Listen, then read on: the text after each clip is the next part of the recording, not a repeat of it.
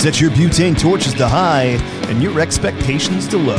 Coming to you live from Just the Tip Cigars in the hills of the Steel City. Get ready to get your fix. This is the Cigar Junkies Podcast. Welcome to the Cigar Junkies Podcast, The cigar show for the community by the community. a forum to talk stogies, booze, food, and anything else in the cigar lifestyle. If you're looking for ratings, negativity, reviews, or an authority on all things cigars, you came to the wrong place. Whether you like what you hear or not, please join the conversation and let us know by finding us at the Cigar Junkies Facebook group. Or emailing us at thecigarjunkies@gmail.com. What's up, junkies? Yo, yo, yo. What's up? I'm Corey. I'm Sam. And we're the Cigar Junkies. And if you're watching this, that means you are too. Please do us a favor. Go over to thecigarjunkies.com where you can find all our recent content, whether it's audio or video. You can find awesome merch like what we're wearing here right now. You can support Patty and Dave. You can do all the things, man. It's a one-stop shop where you can go out, like, subscribe, share on every platform, add in those comments like Troy Harper does, and hang out with us every week. Sunday morning, 9:30 a.m., if you're a member of the Facebook group. So, I like it. With that being said, happy Mother's Day to all the beautiful ladies in our lives, starting with the number one hot mom, Shannon, Britt, Jen Smith. And then I want to cover right off the bat, I don't know if they're here yet, but I want to hit Miss Chris Scales, Marcy Curcio, and the one and only my mother? Yes. I was trying to let you say it because she was in the room. You know what I mean? Oh, I yeah. didn't want to be the guy to take we your did thing, that call you at 7 o'clock this morning. We're good. Hope all you moms have a wonderful day. It's supposed to be, I think, nice, just a little cool. As long as it's not what it was yesterday, Yeah, yesterday was not a nice day. Oh, dude, it hit right there. Tornado? Yeah, right on the other side of the hills Several where it did. tornadoes, man. What the heck happened, dude? Is this global warming? Because if it is, okay, I'll finally, be like, okay, maybe I'll turn Solar on. Storm. Yeah. That's the one we're going with this time. Solar Storm. Hey, Shannon, when are we going? We're going to see Neil deGrasse Tyson when he comes to town. I think maybe we should get him in here to explain that stuff. Yeah, 100%. Please that would do. be the best show that would we be ever had if we had freaking Neil deGrasse phenomenal. Tyson We would just on sit here and just be like, go. And I feel like Neil would face palm the whole show. no, I don't. Nope. I think I would still be on the show. we wouldn't have a chance to talk. He's very much like Sokka is. We're like, he's gonna do the talking. It's possible. I'd be cool with that. We'd throw a Cigar Junkies badge up there. I'd listen to it. Just go to town. I mean, we're paying to go to sit in a where is it? I think it's the Carnegie Library Music Hall. Yeah, Which ought to be a pretty awesome place to just sit and listen to him lay down the science. just rant. Heck yeah. And go. So Yeah, the guy has definitely made science interesting to people again. Yes. Like he's gotten everybody's attention. So that's a lot of respect on that one. I mean, your it's pen real quick. Him and the Big Bang Theory. You know what I mean? Yeah. So, by the way, Shannon's waiting for this. This show is brought to you officially by Tequila. Today's show would not exist without it because I called you to ask about the tequila, yeah? Yeah. And I was like, I should go home and get my tequila. And I was running really early. So early, in fact, that I started the show at 9:22. We went live because I thought it was 9:32. Maybe my eyes are going, maybe they're not. I guess my watch is wrong. So I go home, and what's laying there next to the tequila bottle? The power supply for the computer. It does help. As a important part of the process, I'm like, we definitely would have makes had things about better. 5 minutes of show Yeah. because the battery capacity on my laptop is non-existent. So that would have been a very, very short one. So, how was your week? Good. Chaotic. So Britt went out of town last weekend. So, she went out of town last weekend, and then she left me with 3 children and That a happens. job that takes all of my time. To be fair, you had some part in those children. Oh, yeah. Yeah. I mean, I didn't say she left me with her children. She left me with children. Sounded like a intro to a country song. My baby went out of town, left me with 3 children. Right. And now I don't know where I am no more. That's about how it felt last week. But no, it was good until Friday where we didn't have anybody to watch the kids, and I couldn't find anybody to watch the shop. So it got to be a Hey, bit of a kids, juggling act. Like you're run getting there. to do run there. inventory today. Oh, I felt like that was going to happen. Yeah. But no, we got through it, all that. She's back. So thank for the little things like that. But yeah, Brittany's back again. Yeah. Speaking of which, I'm getting bombarded by her. So talk for a second. Bombardment. That's the new gym teacher in the Simpsons. So what's going on? How was your week? There you go. That's how you do it. That's what I All did. right. So week was pretty good, a little chaotic. Unfortunately, I don't think my daughter ever listens to this show, but there's some activities that I'll have to kind of avoid because there's some prizes in line. Ooh. So my daughter is a phenomenal student, and she slipped up a little bit in the last innings, but she's always been self-sufficient. It was kind of wild that she stepped back a little bit because it's like, oh, I guess we better have to like parent her a little bit. But she's back at it. She's swinging hard. She's killing it. She actually just got the Outstanding Senior Award at Steel Center, which is something that you can only achieve if you have not only good grades, but like amazing, outstanding performance for 3 years at Steel Center. It's not just your senior year. Like, it is 3 years. It's not too good for a quarter makeup. Right. And the crazy thing about this is she's known about it for a long time, but it only came down, very recently of who was getting the award, right? And she found out. The unfortunate thing is the award ceremony is this coming Thursday, right? And they put it right between the AM and PM schedules because it's like kindergarten. Like, you have two groups of students, right? You go to Steel Center because you go to your home school for half of the day, and you go to the vocational school for the other half of the day. My daughter is in the veterinary assistant program, in which she's just shined above and beyond the whole time that she's been there.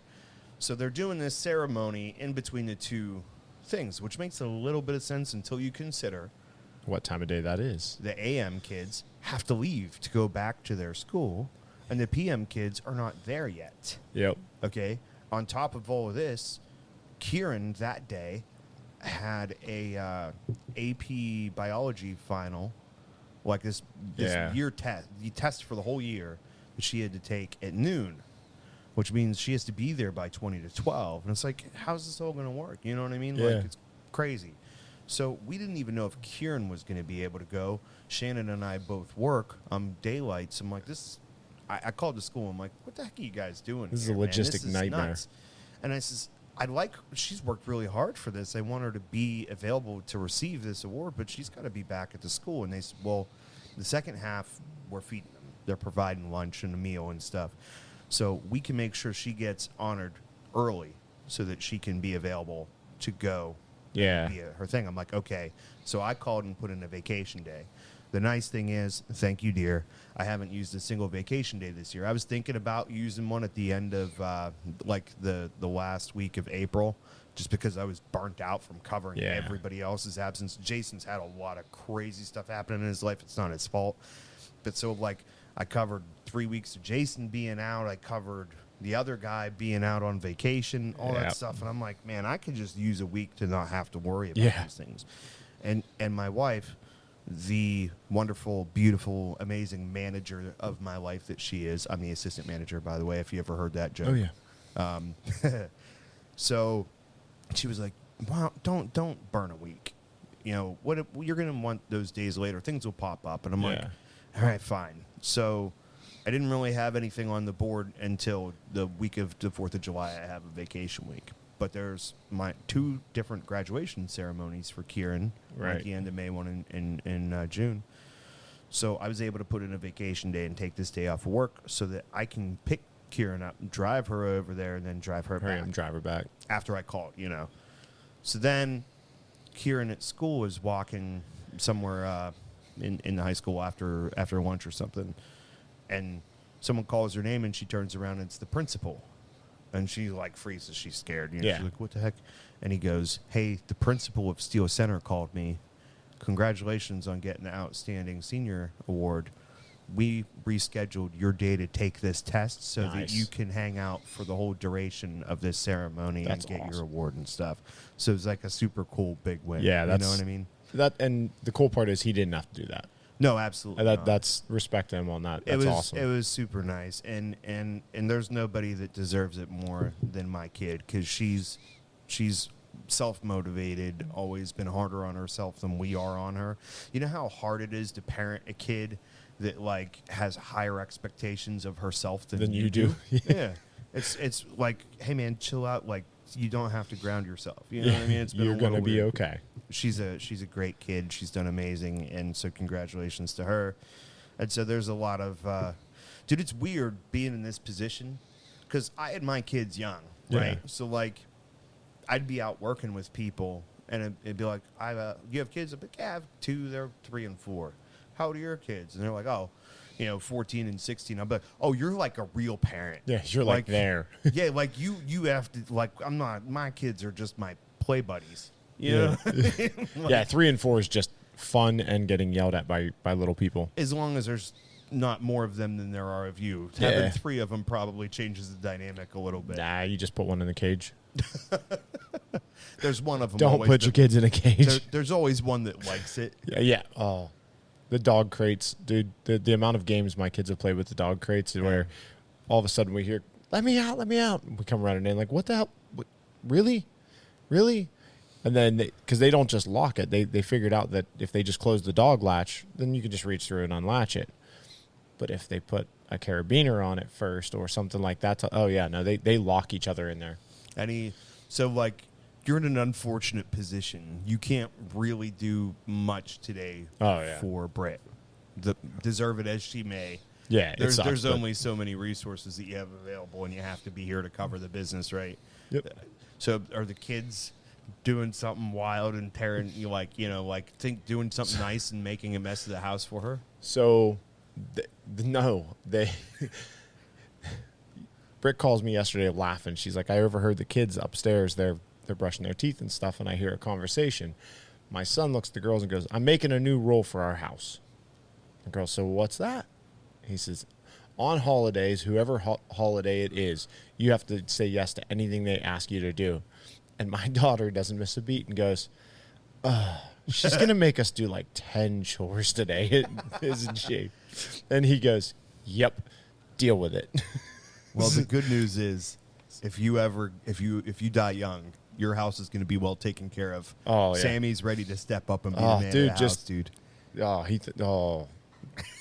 Is he already the man of the house? Oh, yeah. I lose. I'm not even trying anymore. Awesome. Salud, buddy. Like, they've got it handled, man. Between them, they are just a hoot. That was it. The other one, Talia came in and told Britt yesterday, Mom, I cleaned off the whole training table. I did it by myself. Nobody helped me. And Charlie Rose leans in and she goes, yeah, but I told you were doing a good job the whole time. We know who the supervisor is. Right? Like, what is with this kid? Oh, man. That's a future PennDOT worker right there. Yeah. Oh, yeah. But I said sure. good job the whole time. Oh, that's trying to remember what the exact phrasing was, but it was essentially that. I'm like, That's this fantastic. child, man. That's amazing. Yeah, always outnumbered. Always outnumbered. Wouldn't have it any other way, though. They're so freaking funny. They're good kids, man. They are entertaining for sure, too. So I was early today. Both of my kids are fantastic. They just, do whatever you ask them to do. They're appreciative, never want for anything. And we try to take care of those wants ahead of time, but still, even so, you know what I mean? Yeah. Not spoiled at all. So Kieran had to be at work at 8 o'clock this morning, as she does every weekend, but she was like, I'm going to make Mom breakfast for Mother's Day. You know what I mean? So That's sweet. I had alarm set, was ready to go, but that smoke alarm at like 7:45 definitely helped. It got you there, huh? Whatever. What'd she And burn? I'm like, that's not my alarm. Whose alarm is it? It's not necessarily her fault. Sometimes you use the oven and you get some buildup in something there, was in and there. you open and it just sets off. So she those didn't make alarm. any mistakes. It just happened. No. Yeah. She made Shannon. My wife is the only person in our house that likes mushrooms, but she loves mushrooms. So Kira, I'm with made you on that her, one, hon. Like portobello mushroom caps with like sunny side up eggs on Nice. top of them and stuff. which is super cool. So I like got up and I woke up. My wife's alarm was going off anyway. I says, "Hey, honey, your breakfast is gonna get cold. It's sitting out there waiting for you." She goes, "Did she try to wake me up?" I says, "I don't remember it. I heard the smoke alarm, but I don't remember her coming in and say, 'Hey, breakfast is ready' or anything." But my plan is I got both my mother-in-law and my wife today to take care of. So all she wanted was dinner. She said, "I'm going to go out. They're going to go bike riding today," which is super cool. They were going to go kayaking, but it's not quite warm enough for kayaking. So she says, "All I want is dinner." And I says, "Okay. Well, you know me. I if that's all I'm doing, I got to go big." Yeah. So I went to Weiss's the other day, and I got a whole section of filet, which is like that big of a filet, which is very reasonably priced. Yeah, they're not bad when they don't cut them yet. Yep. So the game plan is to throw that bad boy in the smoke. Well, I'm going to reverse sear it probably on the Blackstone first. Yeah. And then throw her in the Blackstone or in the smoker until she hits 125. And then just slice that bad boy up and bake it down. Yeah. Nom, nom, nom. Oh, that sounds delicious. I've never done a filet in the smoker. I'm looking forward to it. Oh, yeah. Yeah, And just then- make sure you spritz it first. They dry out. Yeah. Well, the smoker will have the water reservoir in the bottom, too, to keep it going as well. But See, I usually do, like, I'll spray it with, like, apple juice or something like that. And especially if you reverse sear it first, it gives it nice caramelization, but it also helps lock in the moisture. fair enough. So, yeah, something like that works good. Yeah, man. Go ahead. No, I think about this morning. My daughter goes, "Daddy, you were up really early this morning." So what do you mean? She goes, "Well, your alarm only went off one time and you got right out of bed." I was like, "Thanks, kid. Appreciate that." That's awesome. Oh, So, all right, we're running a little long on the "How was your week" segment, but I Yeah. got more. okay. No, keep. Okay. Just So- go. It's this show. We know what it is. So the self-promotion is working. Like, at this point, 75% of my wardrobe is as you Right. see. Then I also have the big decal in the back of the truck now. And I always wonder, like, are people looking at that or, whatever's going on? So I was driving to get the meat because I want to be like Arby's the other day. This is on Friday. So I'm driving up Lebanon Church Road, which is a 2-lane. It's not a highway, but it's a 4-lane road. So you have 2 on either side. And I'm actually talking to Shannon on the phone. Shush. He's talking to Ryan. Okay, fair enough. Shush, Ryan. So I'm driving, and I'm talking to Shannon briefly. This guy pulls up next to me and is like signaling me to roll down my window. And I was like, "Honey, I gotta go. I don't know what the hell's going on. Yeah. I'm scared that like my muffler's hanging off, Right. or my tailgate's down, or something like Yeah, that." gas door open. One of the The thousand one things. shining thing is like he's driving a white Ram, so I'm like thinking maybe he's just gonna be like Team Ramrod, you know what I mean, something like that. So I put down the window, and he goes, "Hey, do you run that podcast?" Pointing at the decal on Yeah. the back of my truck, and I go, "Yeah, I do."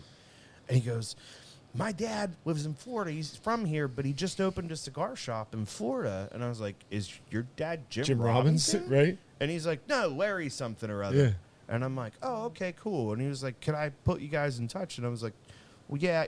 So we're at this point, I'm at a light behind 4 cars, but there's no one behind him. So he's stopped Yeah. next to me, and we're talking with the windows down and stuff. And I said, "Yeah, man, like, it's exactly how it's worded. Find us on Facebook, like anywhere you can find us and reach out." Haven't, as far as I know, received a message from him yet, but was like easily able to direct him. So that was funny. And then I went to the grocery store afterward, and I went to the wine section in Pennsylvania. We now finally can buy wine and beer at the grocery store. And so the guy comes over, and he's looking at, he's like, "Cigar junkies, huh?" And I was like, "Yeah." He's like, "I like cigars." So then we go into the whole, "Hey, have you been to the place in South Park yet?" And all that happy stuff. And so there was like 2 substantial interactions based on the shirts and stuff. So it was Oh fun. yeah. No, it is always pleasant to see the marketing working, right? I reached out to Jeff Poole to get the stickers and magnets made for the truck for the shop for my Listen, stuff. Jeff, I know it's his busy season. It's fine. No guilt trips here. But just so you know, we do miss you. And it's not just because of the food. We just like seeing your face around here. Yeah. So- Yeah, where you at, bro? I can talk. Like, every time you pick up that cup, you're like about to drink it, and then you put it back down. And I don't know if it's because you feel like you can't, or Oh, if it's no. just a thing you're doing. No, I know. I just have it in my hand this morning. My hand, so my hands are messed up from years ago, an accident, and the heat of the cup. Like on a cold day today, my hands hurt like hell. So the heat of that cup is like glorious. Well, that's one thing, but you keep going like Go- this and Well, then put it back I down. keep going to move my arm and then Okay. like debating between cigar and then cup, and then I go back to the cup. Yeah. Sorry. No, I didn't even think about how awkward that is. Speaking of cigars, Well, shall we? One more thing before ahead. we move on to that. That's why I asked. Seneca said he sears his after he pulls it from the smoker. And that's what Eric was commenting on. He said that sounds weird. And Ryan told him to shush. And then, then they moved into why Ryan isn't putting his decal on his truck yet, which is disappointing He at didn't best. have one, I know. yeah. Well, no, it's here. Oh, It yeah. matches no, his he little, won't take it. Yeah. matches his ramrod truck perfectly. I know. Like all the free he's like, what are you going to pay me? Like the free mentions you get on the show all the time. I mean, You know lots what of love. That's right. Yeah. I got nothing. I got no other Man way to love, motivate what him. else you need? Yeah. So anyways, you were saying. So My bad. Well, now I've got to address the comment. Yeah? So, Mr. Seneca, I used to do the reverse sear afterward. With that being said, there's two things. First of all, when you sear it first, it's supposed to do a better job of holding in the rest of the juice inside the meat, right? Right. Because if you sear the outside, it makes it harder for the moisture to escape. So that's reason number one. I do it this way now. Reason number two is because it's easier for temperature control. So if I sear it first and then I put it in the smoker with the temperature probe in can it, slowly bring I it up. pull it out exactly when I want to, and then you let it rest, and you know you're going to be exactly where you need to be. Whereas, depending on what cut of meat, I could sear it on the Blackstone, or I have a big searing burner on the side of my grill, which I use all the time. I love. Yeah. But the thing about that is, so if you pull it off at a certain temperature and then you sear it, you're kind of at that point stuck with. You have to whenever the sear's done, you're stuck at the temperature it is. You have to be at a higher level of skills than Right. we It maintain. could end up a little bit higher or a little bit lower, and specifically for this, like for steaks and stuff, that's fine. But for Since a you're cut of doing- meat as expensive and fancy as this, like Yeah. I want to make sure You're doing a whole loin. I want to make sure it's exactly where I want it to be. So doing the sear first allows me more temperature control later on. So I always wanted to do a whole prime rib roast and deep fry it. I saw it on a channel, and I'm like, oh, bro, that sounds fantastic. They injected it, and then they deep fried it. this Oh, week on the Meat standing rib. Junkies, Yeah. have you ever seen the video where they instead of dry aging, they tried butter aging steak? No. So essentially, what it does is, there's a video where they try this method that they came up with, and they did 3 different cuts. They did a regular steak, a dry aged steak, and a butter aged steak. What's cool about the butter aged, if you've ever dry aged meat, there's loss. Yeah, right? I've never done it. But you know that there is. Yeah. Right? So you have the part on the outside that goes bad from the dry aging because it's exposed to the air, and then the stuff that's inside is okay. And then you shave that meat off, and what's left is really well marbleized and wonderful. Well, with the butter aging, essentially, if you take a bunch of butter, soft butter, and just cover the whole thing like a meatloaf, essentially, or Yeah. something like that, like it's just got a whole outer layer of butter. When you put it in the refrigerator and say you hold it for a month or 2 months and leave it in the butter, a couple of different things happen. First of all, you don't have any wasted meat because the meat is not exposed to the air. Yeah. So whenever you go to pull it, you don't have to trim anything because all of the meat is good. It just ages the way You want it to would, go. Yeah. but you don't have exposure to air, so you don't get the bad meat on the outside. And then they even cooked it in the butter that was still on it and stuff. This meat did not look like meat. You got to watch this YouTube video. It's wild. Yeah, I'll have to check it out. It looked like gelatin. It was that soft. Oh, wow. The steak was like whoop, whoop, whoop, like gelatin from having that butter soak into it. Soaking in and protecting it. Yeah. It was great, and they did like a taste test with like 10 different people. Hey, try this one, try this one. They were like, "That's the butter one for sure. That's the best Yeah. one. It is so soft, it just like melts in your mouth." Wow. If I had the space in my refrigerator to be able to like just have meat sit there for 2 months and not get touched, I would definitely do it. Yeah. Without further ado, let's find out what we're smoking today, shall we?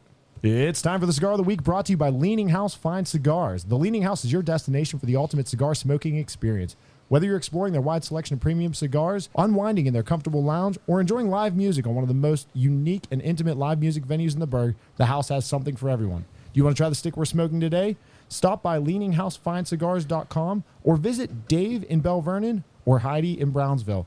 Wherever you are, make the house your home for premium cigars. That's right, kids. Make the house your home for premium cigars. Today, we made the house our home, and we are smoking the La Aroma de Cuba Mi Amor. The one thing I will note right off the bat that's different, I think this used to have more of a red theme to it, and they went with like this baby blue now. Different. Is it a different So the Mi line? Amor is the blue. Okay. And then they're like the La Aromas, they changed the background color on the bands.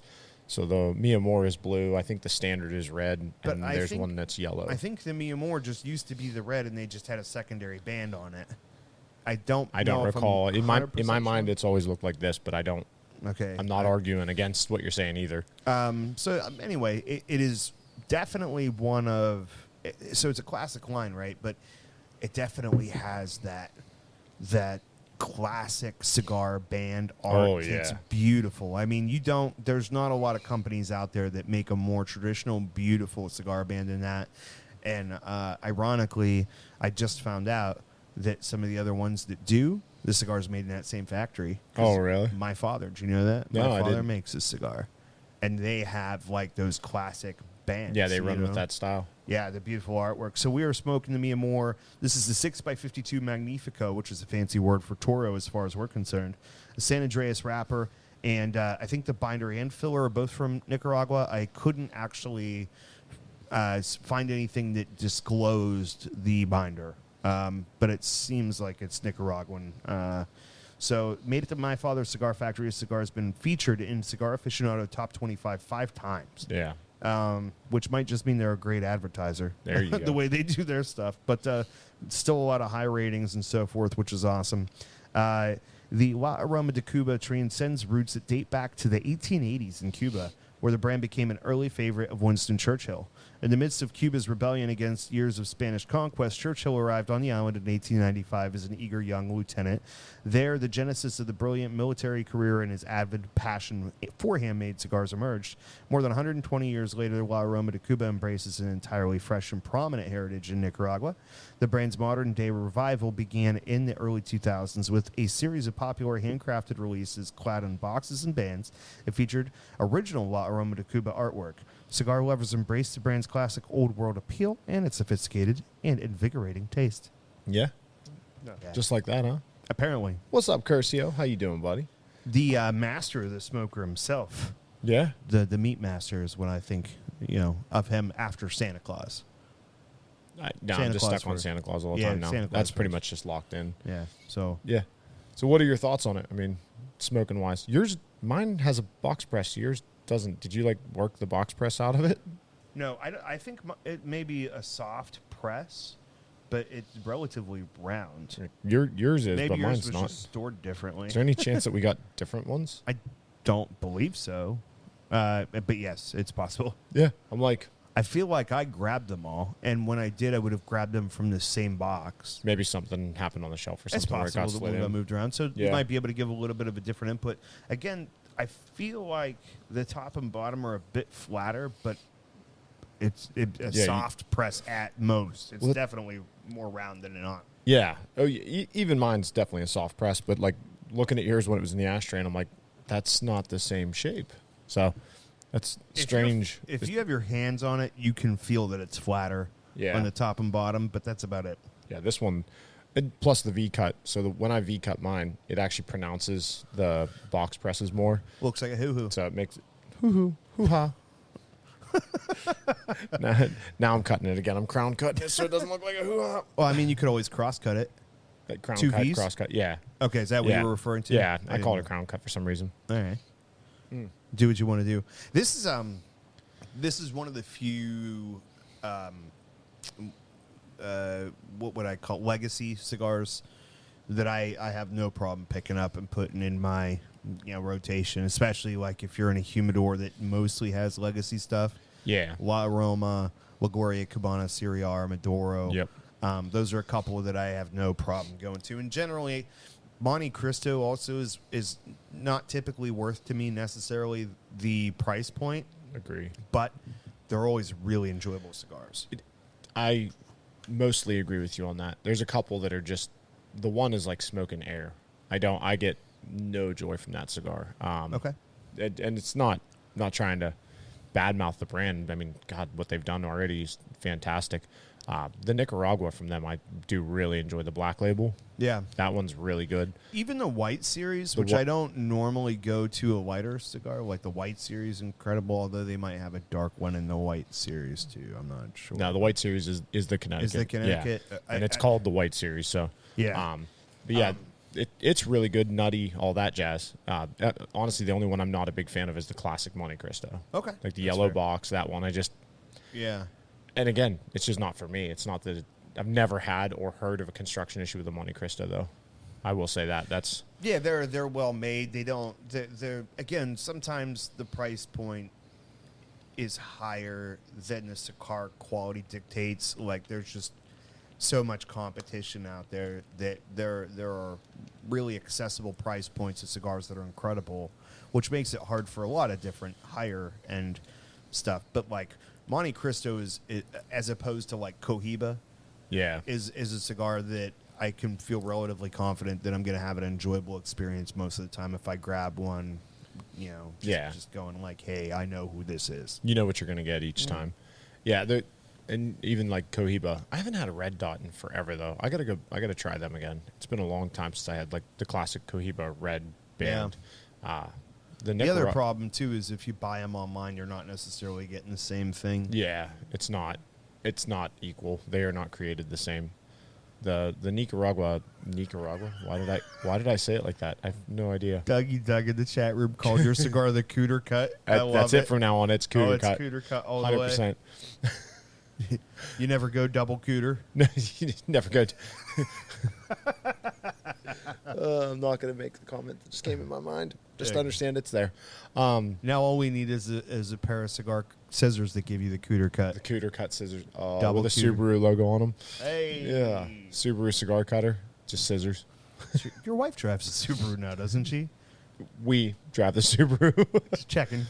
Did you try the new tequila yet? I haven't. Let me put this one aside. So Sam last plans week was an a super bummer for me. Yeah, Sam plans an entire event around Corey's tequila addiction, and then Corey doesn't hang out for it. Man. Hobby. I would have loved. Hey, man, my propensity to drink tequila saved this show today, or ruined it, depending on Two your things can be particular true. perspective. But what a bummer last week, dude. Like, never before have I ever thought about Cinco de Mayo and been like, oh, yeah, I care about this day at Yeah. all. But now I'm like, I drink a lot of tequila. Yeah. Like, It's my day. yeah. Like, it's like somebody created a holiday just for me that's been around for hundreds of years before I associated with it.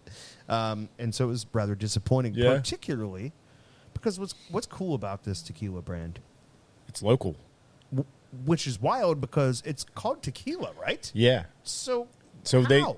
they actually get the tequila, the raw tequila from Mexico, and they do all the cutting and all the blending here. So that's their workaround on it. They're not the creators of the tequila. So what am So- I drinking? The one you have right now is Tequila Seda by Big Springs, and it is a Reposado, 80 proof. It is quite delicious, but It's actually pretty good. the amount of smokiness on this is fantastic for Reposado. Cool part is you can go online, look up Big Springs Spirits, and they will ship it anywhere in PA for free. That's super cool. And they're opening in PA pretty soon, right? Yeah, so they closed one of their distilleries. They're going to be reopening in. I'm like looking off in the distance. They're going to be opening another one in south side of Pittsburgh, I believe. It's going to be where they're going to be coming to. But I don't know enough of the details on that to talk with any kind of authority. I don't want to misspeak. But yeah, but the smokiness of that one's fantastic. And my understanding is too, like, we don't necessarily have to give a direct quote, but like the price point on this is supposed to be super Oh yeah, approachable. incredibly approachable. Yeah. Yeah, Like it's- right in the wheelhouse of what I'm normally spending anyway. It's with the ability to support a local. Yeah, it's So- going to give you multiple options on that. The only problem is it's not available in state stores. So, Well, I think it's in a couple, he said. Again, don't quote me on that. But for the most part, they're looking to do either go get it from the distillery or they'll ship it to you for free. right, which is super cool, man. Yeah. And I look forward to them opening up and me getting to go in there and all that happy stuff. So, Dougie, that's your kid's fault, by the way. Like, I used to be Scotch primarily. And then, well, it's not entirely Doug's fault. Dave was a big influence, too. And I don't know who it was that shifted Ev. Because Evan, had a big turn into tequila just a little ways before me, I think. Yeah. Where he shifted from drinking a little bit of whatever to just always having a bottle of Coralejo in his bag at all times. Just ready to go. But he's a professional. I think he drinks a minimum of one of those bottles a day when he's partying. When he's partying. But what's incredible, and for me personally, I have this built-in limit switch where it's like, okay, that's enough. You're not going to have any more because I don't like to go to bed drunk. I've talked about that on the show before. So I don't know if I can speak to this from the average drinker that can party hard and then pass out. Wake up and do it again, yeah. But I don't get hangovers from tequila. From stopping, If all I'm drinking is whatever my normal non-alcoholic beverage is and silver tequila, never hungover. Yeah. Not once. Not a single time ever. Wow. So I don't know. Yeah, Maybe there's something to it, Yeah, I'm sure there's some enzyme in it that works for you or some crazy scientific reason that is well beyond our grasp. So I doubt Jason's watching because he was supposed to last week and he didn't, and he probably isn't today either. That whole working thing kind of getting in the way. Yeah, here's the thing, though. In Galvanized on a Sunday, traditionally, it's there's nothing happening. Oh, really? They need to have a manager out because there might be, usually those are the downturns where they take care of maintenance and so forth. So, those lines aren't actually running. But the manager for Galvanized is also responsible for our annealing departments, but they're pretty self-sufficient. So I don't know if he'll check in or not, but so Jason is recently had to start taking blood pressure medicine, which under the circumstances, with all the stuff he's had going on, is not unreasonable. But it had the consequence of he's had to kind of back off of really drinking. He could taste things, but he can't actively consume party. Yeah. So he's I think I'm going to take advantage of this opportunity and stock up.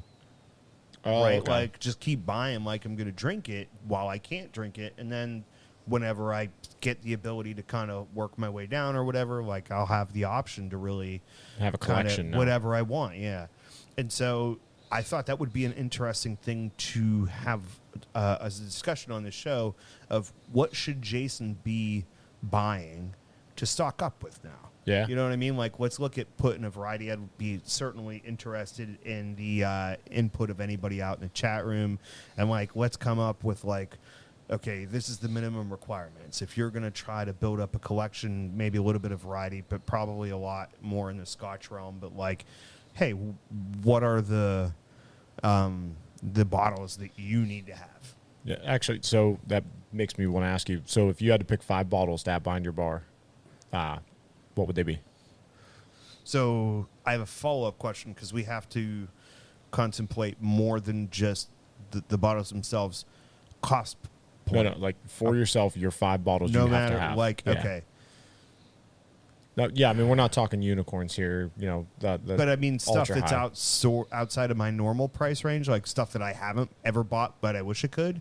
No, I'm Macallan 18. I love Macallan 18, but I can't spend $375 on a. Can't stock it. If you're telling me if I'm stuck on an island, if money's not an option, that would be in there. No, I'm saying your standard home bar. Yeah. All right. So number one, probably my favorite Scotch is Lagavulin 16. Okay. And that's at the highest level of approachable. I've had bottles more expensive than that, but that's the one that I can afford once in a while to put another bottle in there and hold it's on. It's high-end reasonable. Yeah. Yeah. So you were looking at 115, Lagavulin 16. That'd be in there for sure. Number 2 is going to be Dalmore 12. Yeah.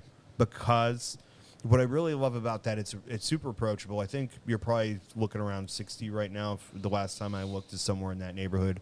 The thing that's wonderful about Dalmore 12 is that it's a really nice, well-aged, smooth Scotch at 12 years that also kind of is a great transition point for somebody that likes whiskey but hasn't done Scotch, and you're like, hey, you know, this is good for somebody that likes bourbon. It's good for someone that likes Scotch. Yeah, it's got a lot of classic bourbon kind of color and tasting notes. It has that to sweetness to it, yeah. But it has that refined, aged flavor that you get from a Scotch as well. So those are the first two.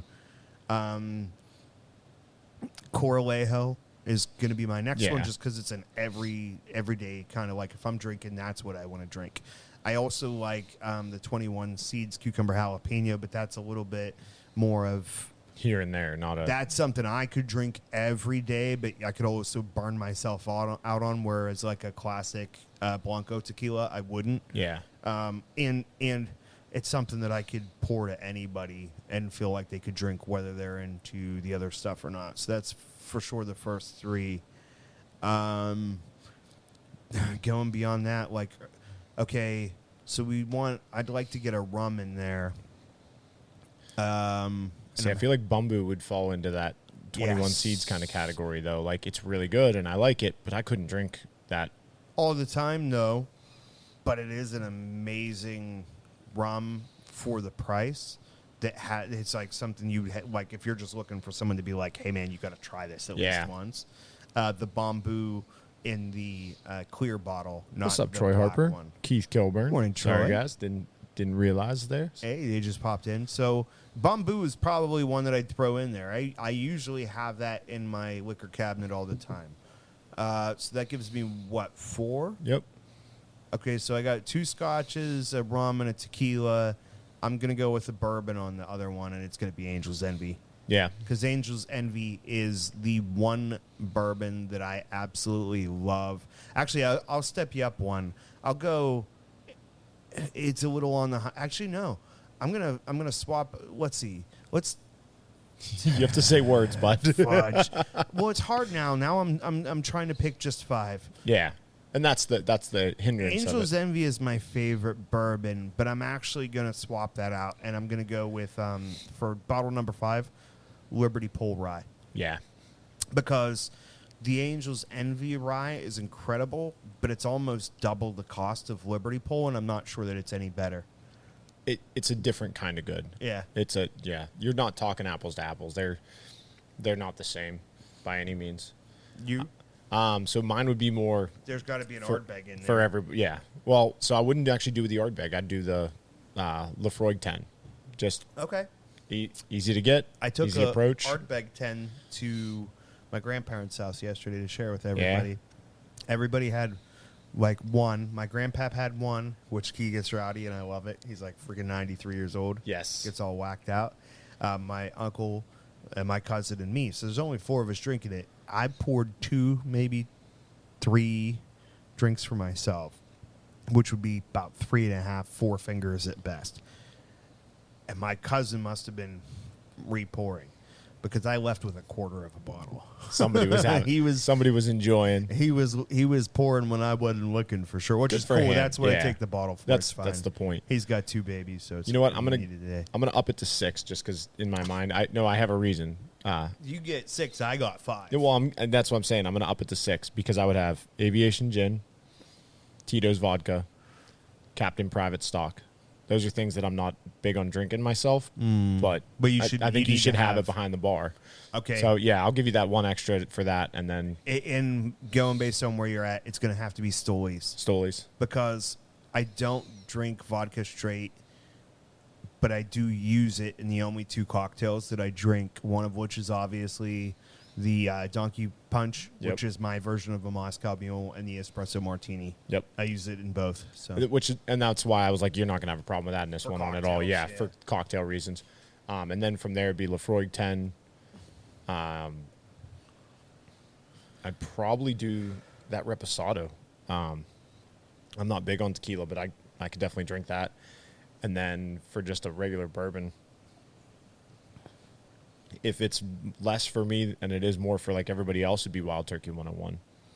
Okay. That always knocks everybody's socks off. They're like, oh, it's Wild Turkey. And then they try it and they're like, oh. But it just has such a good sweetness to it. If it's more for myself, I'd probably go. I don't, because I'm torn between like approachability and price point. Probably the peated bourbon from Liberty Pool. Okay. That's Yeah. a great option. Yeah, I like that little bit of peat that's in there, and I like the fact that, like, to me, it doesn't stand out much. Like, the peat's just kind of, it's a real light back note. But I've had other people be like, "Oh, that's too peaty," and I'm like, "That's cute, bud." Now, Dream Bar, Octomore, stuff like that. You know, the 6-bottle thing kind of screws me up because I want to add Glenfiddich in there too. Okay. Which one? The 12, just very drinkable, easy. You know, price approachable. See, I'm Macallan over Fiddick. Yeah, and it seems like that's like the two schools. Yeah. But Macallan, I love how clean it is. But the Glenfiddich, I like that apple sweetness to it. I think if I'm going like, if you want to get like as close as you can to a really high end non-Islay Scotch without breaking the bank, I think the 15 is probably your best option. Yeah. The Glenfiddich or the Macallan 15 is like, it's like right there on that edge because the higher you get, your improvements are gradual for the money that you're paying, right? Yeah. One of the things guys say in here all the time, the difference between bad and good is huge. The difference between good and great is tiny. Yes, it's very just tiny, minute especially details. for the price point. Yeah, you're paying a lot to get a little bit better. Fair enough. The reason it comes up here, I did because I did the Tito's, I did the gin, the Lafroig, the tequila, and then that's only 5, and then the bourbon. So yeah, number 6 would end up being that Glenfiddich 12 then. I don't think it played. I don't hear it. Yeah, it's been a while. Write that down. Wow, that was really That delayed. was a really bad delay. Which Really one was delayed. it? Write that down. Write that down. Yeah. Yeah, because I was gonna tell Seneca, write these down. You know what I mean? So that we have. I mean, you could go back and listen to get them on record, but we gonna? Now we got Troy Harper lying in the chat. He said he 47. carries all that stuff in his store, and I'm pretty sure you don't have the Tequila Seda. Come on, bro. and I don't know. I hope you carry Liberty Pool all the way out there. That'd be cool. That'd be really cool to find out. He says Captain Morgan Reserva rum is also great.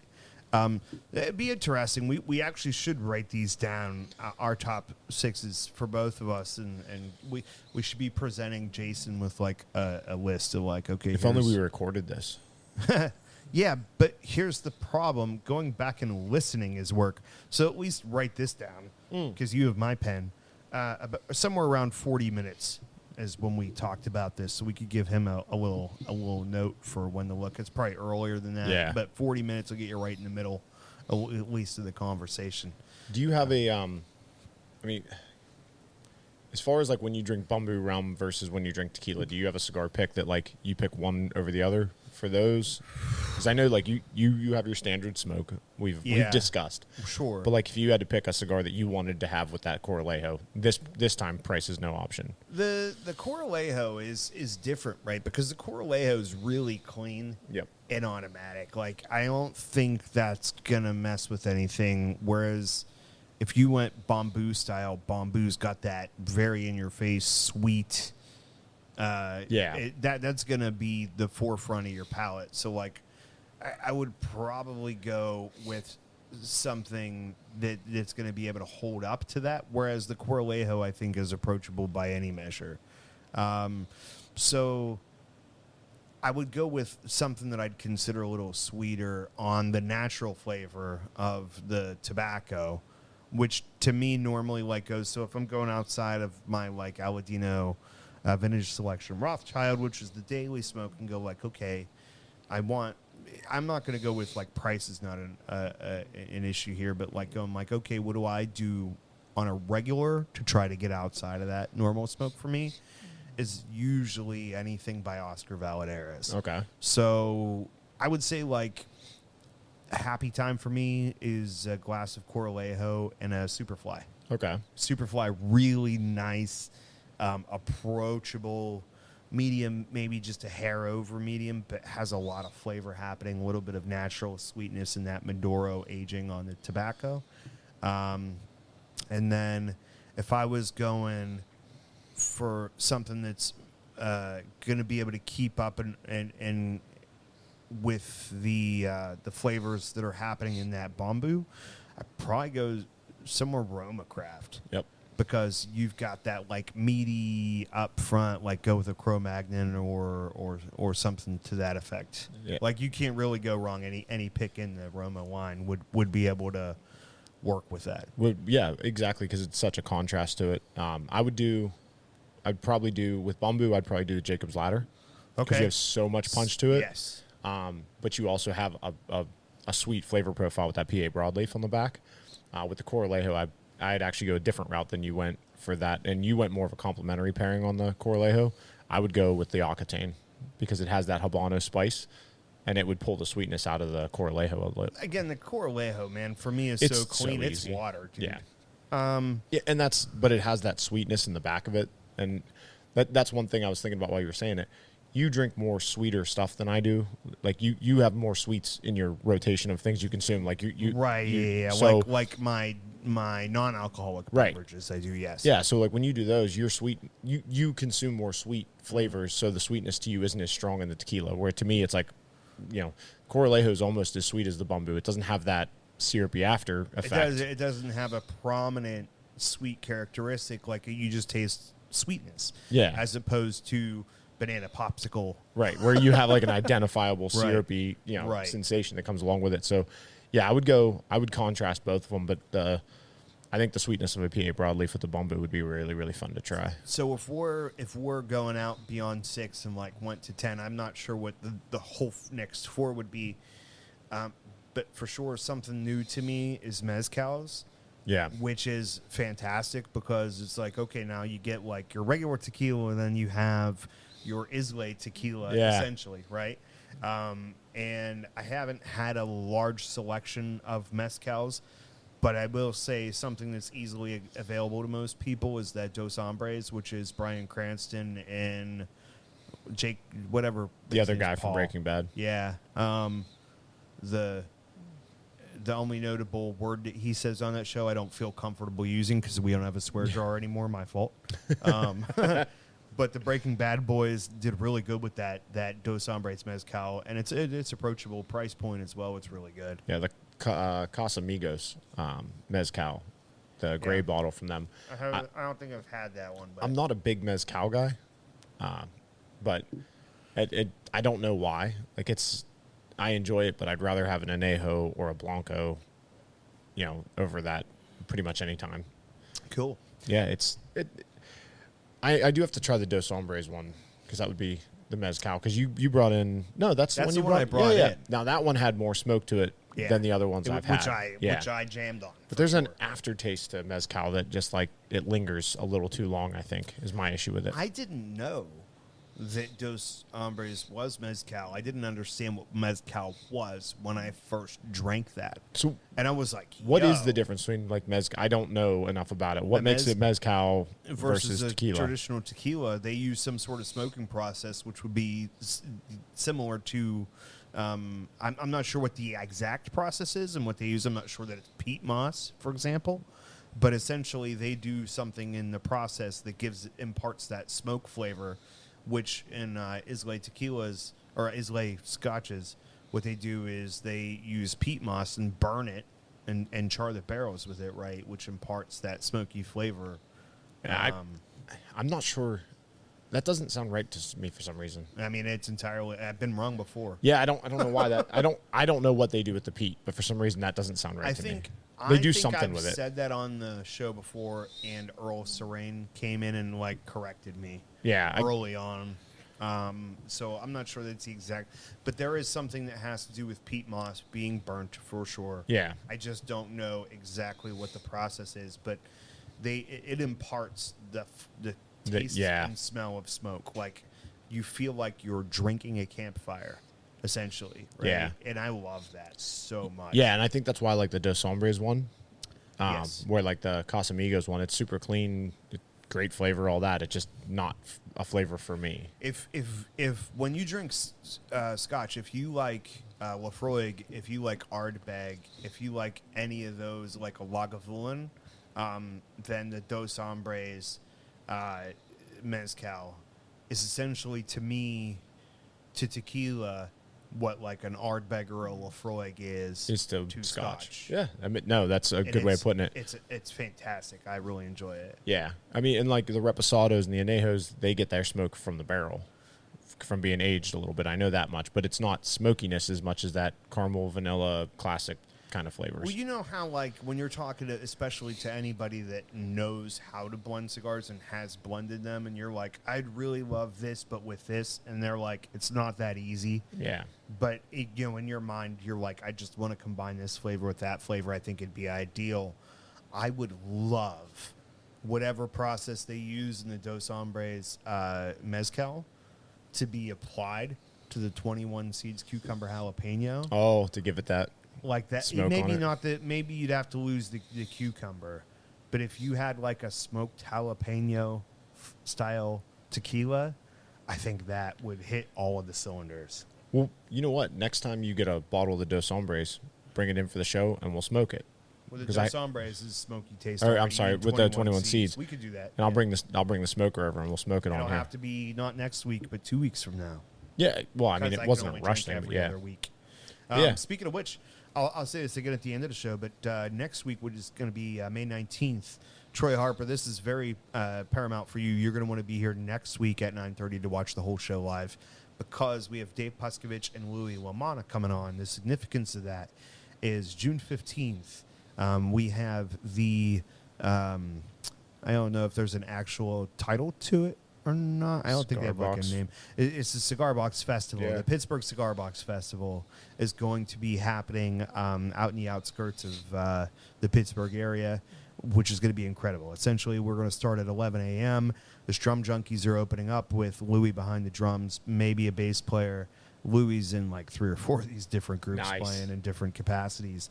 But Louis is the local legend for Cigar Box guitars. Everybody that's playing over this festival for the whole day is going to use at least one Cigar Box instrument. So, Yeah. and like I know last year they had a guy playing a Cigar Box fiddle, like their Cigar Box basses, Cigar Box guitars, Cigar Box mandolins. There are a lot of really high quality bands, and us. We're opening, so like you just come late if you don't feel like watching the trash beforehand. Yeah, But, I have some cool boxes that I've saved for Louis that I've been waiting to get him out here for until I had enough of them. So they're going to come in next week and give you guys, especially the people that may be on the outskirts of Pittsburgh that might consider traveling. Troy, if there was ever a time on you traveling to Pittsburgh to come over to your Mecca and hang out with the Junkies, it would be June 15th. There's going to be a Saturday because, I mean, it's all about music and cigars. There's going to be cigar vendors, wine vendors, food vendors, and it's going to be like, you know, a very small Woodstock version of a that's concert, cool. and it's going to be awesome. So check out the show next week for more details on that. It'll definitely interest any of the musician lovers in the audience as well. Yeah. But let's talk about the cigar Yeah, news I'm gonna for the week, shall we? I don't fill have up my a bump- coffee while you do I that. still haven't made myself a new bumper to play, but we don't need one. Yeah. So it's time for the cigar news. 2024 PCA trade show. Miami Cigar and Company introduced Tatiana Groovy Blue Gran Toro. This is a limited edition cigar that will be the largest Tatiana cigar released to date. I'm not sure if that vibes with our listeners or not, but like, you know, there's some people out there that like the occasional infused stick. I promise you, Sam, he sells more infused stuff probably than anything else. So like that's where the money comes from for sure. This is going to be a 6x58 format. A total of 2,500 10-count boxes have been produced. The price point comes in at $14. Shipping for the Tatiana Groovy Blue limited edition is slated for June. And they describe the flavor as a fusion of berries, vanilla, Acacia, honey, and cognac. So if the flavored profile hits your meter. That's one for you to check out. They also introduced a new line known as the Tatiana Delights. Very different line for Tatiana brand. Traditionally, they do a lot of infused stuff, but with the Delights, there's no flavoring other than a sweet-tipped cap. So they're kind of giving you a nice transitional point for the people that are trying to go from flavored to non-flavored. So here's a traditional blended cigar that has a sweet tip on it to kind of let you transition over to typical stuff. Comes in larger formats when compared to other Tatiana offerings presented in 18-count boxes. The sizes available are Robusto, Toro, and Churchill.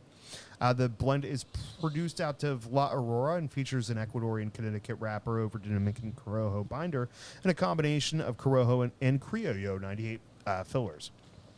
It's due to hit shelves in June as well, so keep your eyes out for that, especially for, like, you know, if you have a lady in your life or a girly man friend that's trying to get into manly cigars. That's the way to go. Get after it. Pitter patter. Let's Forge get Cigar Company has announced the Diesel Row Whiskey Row Founders Collection Mizunara.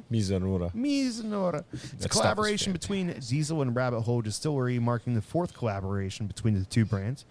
Diesel Whiskey Row Founder Collection Mizunara was developed by Justin Andrews, blended by A.J. Fernandez, and handcrafted at Tabacalera A.J. Fernandez in Esteli, Nicaragua. The cigar features a proprietary aging process and leverages rare Japanese Mizunara oak barrels used to age Rabbit Hole's 15-year-old Mizunara Founders Collection bourbon. Like many previous Diesel and Rabbit Hole collaborations, the focus has been on aging the binder leaf and bourbon barrels. In this case, the leaf for the binder was selected to be aged in Japanese Mizunara oak casks, previously mentioned. And the bourbon was released in 2021. According to a press release, the barrels impart hints of oak, black pepper, and other exotic nuances to the binder leaves. The remainder of the blend features a Connecticut broadleaf wrapper and Nicaraguan Habano fillers. So. Yeah. Have you had any Mizunara whiskeys? No, I don't believe I They have. are phenomenal. I haven't had the Rabbit Hole one. I'm very curious. I didn't realize they had one, but a couple of the Japanese whiskeys I've had that had that stuff were just phenomenal. It's to the whiskey the same as like Ambrulana is, like that Brazilian wood. That's getting more popular. It just has a unique sweetness to it that's really just different. Cool. It's quite good. Have you tried the Blanco yet, or are you just now going at it? I'm getting ready Okay. to, yeah. Yeah, I didn't know if that was I just wanted to make sure your first sip or not. I'm ready to go. Yeah, I saw the preparatory grab I of held the it other up drink. and I was like, wait, I want to get myself in a mind space Yeah. for this. So this is the Blanco, which is what I traditionally drink. Yep.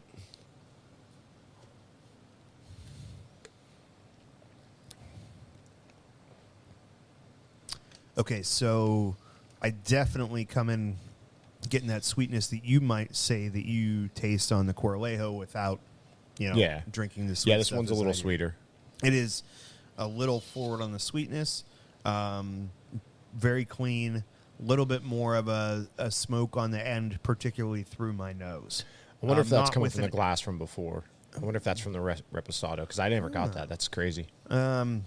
It could also just be my brain being wired differently Yeah. than yours. You know Yeah. what I mean? Everybody's Yeah, palate. nobody's wrong. That's the glory It of doesn't taste smoky. It doesn't taste like a mezcal or an Islay Scotch. It's just like maybe it has a little bit of a heat on the end that I'm associating with that. So it. Yeah.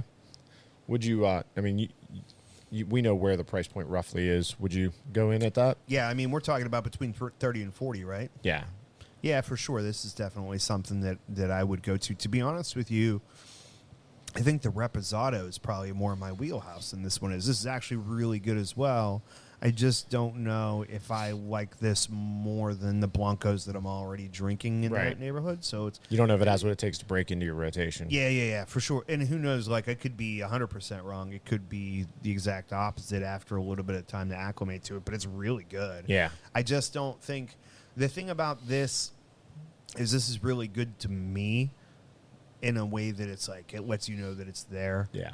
But it's not as easy to be like, here's somebody that doesn't normally drink tequila and Yeah. kind of a little scared. Like Corlejo is so approachable. Yeah. And so like like, I don't want to say watery, but like it is so smooth you almost It's thin. don't know it's there. Yeah. It's real thin. Where this has a bit more body to it. Yeah, if you're somebody that wants a Blanco tequila, and you're more of a leather tongue, and you're smoking darker, more peppery cigars, this would be a great Blanco tequila to put into your lineup for sure. Yeah, because it definitely gives you a lot more of it right up front and tells you about itself.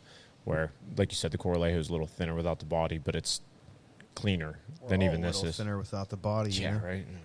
Yeah. help me. Oh. I don't know why, but I am absolutely just looking forward to a freaking day off tomorrow. I wonder why. Yeah, this is going to be this. I don't do this often, but I'm pretty sure I'm not leaving my couch tomorrow. Like tomorrow's just, I'm coming downstairs, getting the kids on the bus, and I'm pulling a timber. It's game over for me. Sweet, dude. Do you have like do you have a list of like what you're gonna put on the TV while you're on the couch? I'm probably just going to sleep.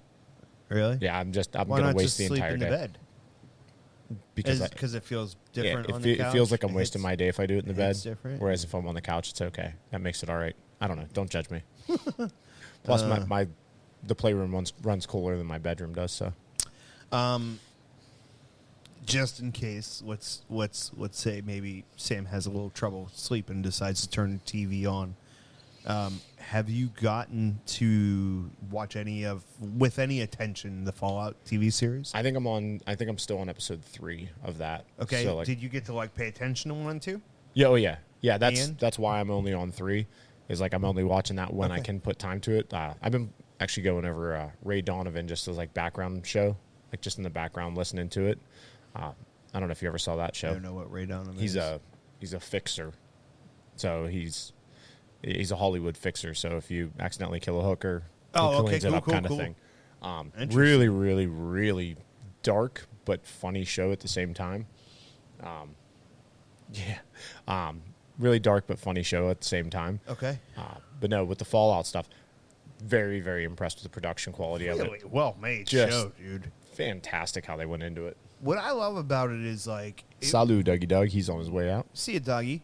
It hits on a level that most projects that like are an interpretation of a different media do not. Like book readers to TV show or movies, and like there's been so many unsuccessful video game to movies done, and like recently we've got a couple of really good ones like The Last of Us.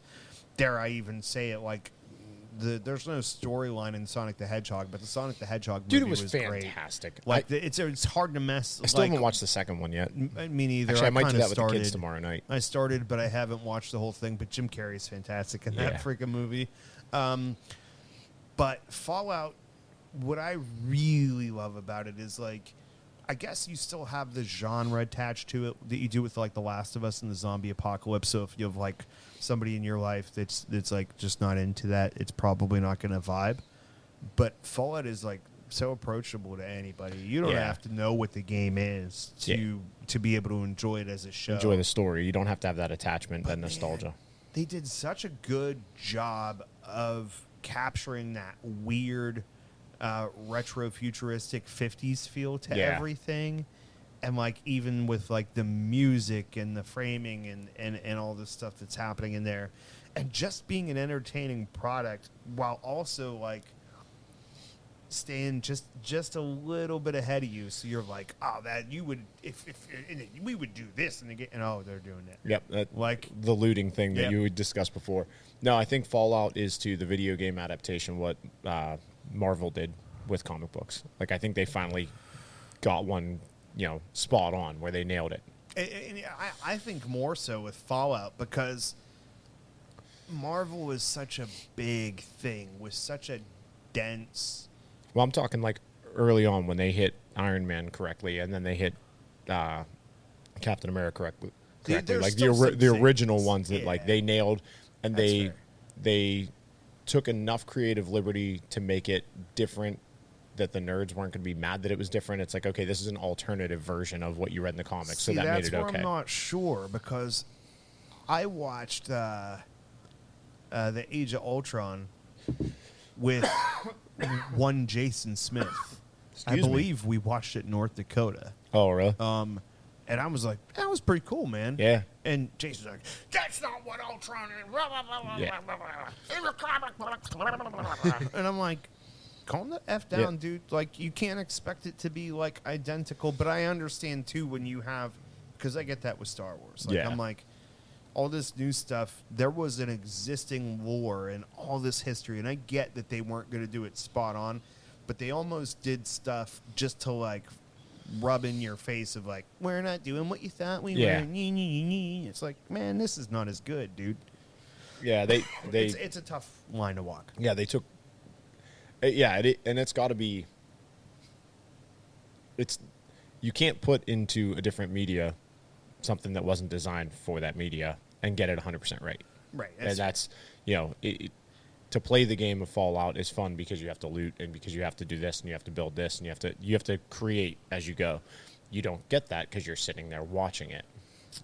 So you lose that allure. The comic book thing is like, they should be easier to let go because writers get boxed into a corner by what the previous storylines have been. Right. To the point where they're like, hey, what if we did a multiverse? Yeah. So that we could tell a different story? Or, like, what if we just we revamp and do a reboot and, like, start this over again so that we can make alterations and not have it be exactly what it was in the 60s and 70s and have this be different for a new generation of readers and stuff. But even within the comic book world, they've had to do that. Like, that's what I'm saying. Yeah, like, you can only write the same battle scene so many times with different characters. So how many times they kill off a character and then they start over with a new thing and you bring them back and that's something Marvel's done better than DC. That's DC's like, we're not even going to try and embrace our lore. And it's like, well, hold on. The character exists. You know, like using a new guy to play the Flash when you have an existing, like, 6 seasons of a guy playing the Flash. Who's not super douchey. Right. Like, yeah, who actually plays it way better than the guy you picked. Yeah. I despise the guy they picked for the Flash. Oh, yeah, it's pretty rough. I did eventually watch the Flashpoint movie, like, I haven't once seen it was free. And but mostly I did it because I was like, I kind of want to see old Michael Keaton. Yeah. And that was pretty neat. Yeah, it was okay. It was better than the Justice League. But that's not hard to do. I didn't want to support that movie because of that actor. But in terms of what Marvel's done, is like the comic book readers, you should be used to this because everyone's like, they got me boxed in. I can't do this with this guy. I can't do that with that guy. And for the most part, I think they did a really good job with every character except for one. And the big reason that they've had trouble is because they don't have sole rights to that one character. Right. He can only be used in a conglomeration, like he has to be used with other characters. Who is it? Spider-Man. No. Oh, you're talking about the DC side of it? No. Marvel. Spider-Man, I thought they've done pretty good with. Yeah, but I'm saying they did can't. a young version of Spider-Man. But you're thinking of the other one. It's the Hulk. Oh, yeah. The Hulk, God. They can't do a Marvel standalone movie with the Hulk, and they've kind of had a bits and pieces him in from the other side, and they've tried doing some of the things, and, like, Ragnarok was the best use of the Hulk so far. But, like, Hulk as a character is, like, more interesting, well, also more powerful, I think, than what he gets credit for because the madder you make him, the stronger he is, right? Like, so the more you beat him, the stronger he gets almost. But that's what I thought they did really well in Infinity War and Endgame, is have Hulk just get his ass kicked so that, like, he can't be angry, he's scared. Yeah. And a scared Hulk has no power. Has no power, yeah. They brought that across well, but they didn't explain that that's what happened well. So I think that I agree with you that they did it well, but they didn't put out there that that's what they're doing. Like, it took a lot of thought to realize why the Hulk was a pansy in those movies. Yeah, and I get that kind of sucks a little bit, but it's also kind of great in another way too, because it does make you think. And, like, you see in the beginning of that fight, like, Hulk just comes in and starts just tormenting Thanos. But as soon as Thanos has an opportunity to recognize and use his mind, which is one of his strengths in addition to the brute force, he's easily able to tear him apart and go, like, there's just rage. There's no rhyme or reason. All I have to do, it's like the the Captain America versus Iron Man fight Yeah. in Civil War, where it's like, okay, we can't beat him. Analyze his pattern and let's let's go past it. Yes. Yep. And Yeah. that's all Thanos does is goes like, okay, like he is stronger than me, but he's mindless. Yeah. He's just swinging. Yes. Yep. So as soon as he's able to counter any of that and put a hurting on Hulk's just has nothing to answer with. He's like not used to that. Yeah. And he goes into fear mode and it's like, okay, like somebody should have got him a green pill. Yeah. Something to get it there. Mm-hmm. No, it's wild. I think that's the best part about the Marvel movies is you can completely mindlessly watch them and enjoy them, or you can sit there and think as much as you want about it, and you're still gonna like. There's depth to it, and its surface level is good to watch too. Because you look at some movies and it's like, okay, that's great, but man, I had to think a lot to like work through that movie, and that's good. That's its own thing. They managed to blend that with mindless bang bang shoot 'em up crap at the same Fair. time. Did you watch season 2 of Loki? No, I never made it through season 1. Did you like season 1? I just never got through it. I think I got to like episode 5. I've tried to watch like rewatch and go back. If I had to give you like any Marvel assignment that was like, hey, you need to do this, season 1 and 2 of that show. Yeah. Although I will say that there seems to be a pretty good divide on Loki season 2, and I'm wondering if time's going to help that one, because I really liked the ending, and a lot of other people did. Like, I think it's a pretty 50-50, like you loved it or you hated it, and I thought it was brilliant, and I felt really, justified and like felt rewarded for following along all this time. I think it's a really great overall arc from the time that you see Loki the first time to where he becomes and also like speaking of the thinking too much stuff about Marvel, which I think was more prominent early on whenever there felt like there was a cohesive plan for everything. Like, people go back and be like, man, Loki isn't the same guy in Avengers as he is before and after that, right? It's like he's not supposed to like be. He's lived through some stuff. Well, not only that, but he's like super evil and like where normally he's just kind of like self-serving, but he's not like blatantly evil. And this is a theory that I seen not that long ago that made me go back and rethink it, and I thought it was really brilliant. Is the scepter has the ability to influence everybody, right? Like, whenever Banner looks down and accidentally realizes on the helicarrier that he's holding the staff and it's like what's working everybody up, like, why couldn't Thanos gave that to Loki? Why couldn't Loki be influenced by the Mind Stone as well in that situation? I'm like, yo, that's really wild. Like, you even notice he looks different in that show. Like, his eyes are like dark and he looks wore out, and like they give him that addiction and quality. Like, until you come back and look at who Loki is as a whole before and after that, you're like, it's kind of like, oh, okay, like he's this childish person that just wants the world to acknowledge him. But then you can go back and look at it and be like, no, like there's something instrumentally different about his character in this and his motivations than everything else. Yeah, he's the god of mischief, and in this he's evil. Mm-hmm. Yeah, no, one of the things I did love from Loki was the fact that Infinity Stones are just paperweights and drawers, and like they're nothing.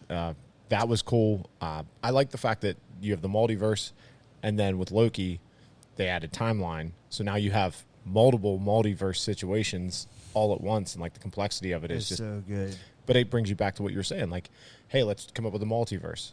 Loki died. Yeah.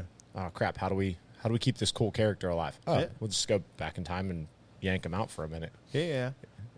I really loved his. Did you get to at least into it to where you have the Lokis all together, the variants? No, I'm in the grocery store. Man, I'm in that.